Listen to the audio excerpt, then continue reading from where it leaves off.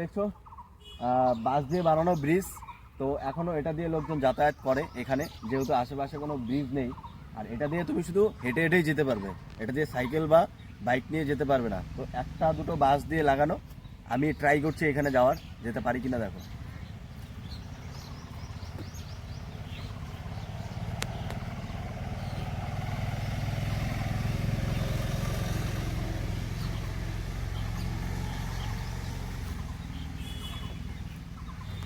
মোটামুটি যাওয়া সম্ভব হচ্ছে, যাওয়া যাচ্ছে।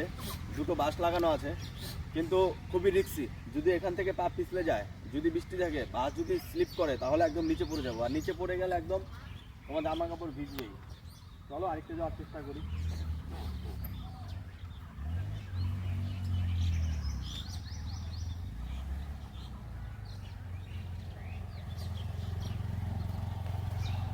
মোটামুটি অনেকটাই চলে এসেছি এখানে।